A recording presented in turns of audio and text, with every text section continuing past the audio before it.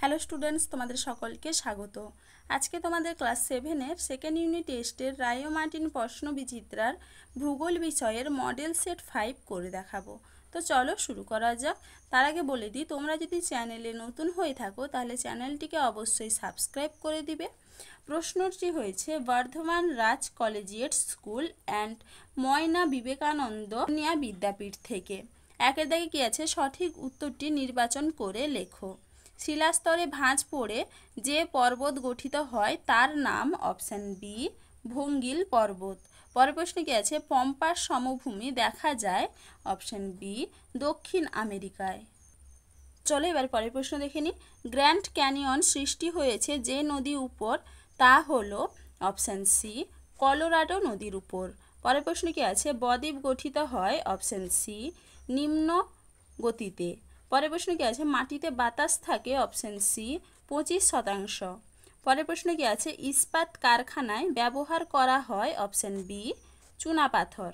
পরের প্রশ্ন কি আছে, গ্রস্ত উপত্যকার মধ্য দিয়ে প্রবাহিত হ্রদটি হলো অপশান বি অ্যালবার্ট। পরের প্রশ্ন কি আছে, ড্রাকেন্সবার্গ পর্বত থেকে উৎপন্ন নদীটির নাম হলো অরেঞ্জ। উত্তর হবে কি অপশান সি। পরের প্রশ্ন কি আছে, পৃথিবীর দীর্ঘতম নদী হলো অপশান বি নীলনদ। পরের প্রশ্ন কি আছে, ভিক্টোরিয়া জলপ্রপাত রয়েছে অপশান বি জামবেজি নদীতে। কি হবে, জামবেজি নদীতে। চলো এবার দুইয়ের দাগে দেখে নিই। নিচের প্রশ্নগুলির অতি সংক্ষিপ্ত উত্তর দাও। ফ্রান্সের ভোজ কোন ধরনের পর্বত? উত্তর হবে কি স্তূপ পর্বত। পরের প্রশ্ন কি আছে, যে নদীতে সারা বছর জল থাকে তাকে কি বলে? উত্তর হবে কি নিত্যবহ নদী। পরের প্রশ্ন কি আছে, দুটি নদীর মধ্যবর্তী স্থানকে কি বলে? উত্তর হবে কি দোয়াব। পরের প্রশ্ন কি আছে, আগ্রা শহরটি কোন দুটি নদীর দোয়াব অঞ্চলে অবস্থিত? উত্তর হবে কি যমুনা ও চম্বল। পরের প্রশ্ন কি আছে, তাজমহল কোন শিলা দিয়ে তৈরি? উত্তর হবে কি মার্বেল। কি হবে, মার্বেল। চলো এবার পরের প্রশ্ন দেখে নিই। অ্যাটলাস পর্বতমালার সর্বোচ্চ শৃঙ্গের নাম কি? উত্তর হবে কি মাউন্ট তৌবকল। পরের প্রশ্ন কি আছে, সাহারার শুকনো নদীর খাতগুলির নাম কি? এটা তোমাদের টেক্সট বইতে 104 নম্বর পেজে আছে, সেখান থেকে তোমরা একটু দেখে নিবে। পরের প্রশ্ন কি আছে, সাহারা মরুভূমির পূর্বে অবস্থিত সাগরটির নাম কি? উত্তর হবে কি লোহিত সাগর। কি হবে, লোহিত সাগর। পরের প্রশ্ন কি আছে, ব্লু নীলের উৎপত্তি হয়েছে কোন হ্রদ থেকে?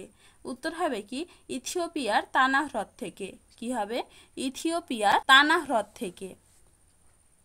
চলো এবার দুইয়ের বি দেখে নি। শূন্যস্থান পূরণ করো।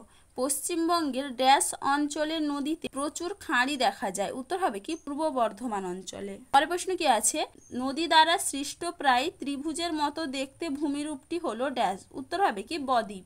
পরের প্রশ্ন কি আছে, ড্যাশ মাটির দানাগুলোর মধ্যে ফাঁক বেশি? উত্তর হবে কি বেলে।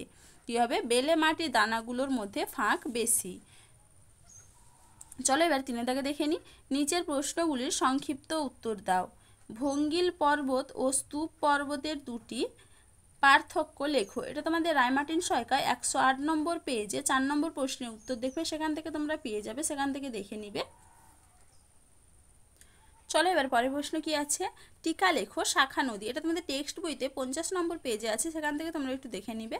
পরের প্রশ্ন কি আছে, পৃথিবীর বৃহত্তম নদী আমাজনে কোনো বদ্বীপ না থাকার 3টি কারণ লেখো।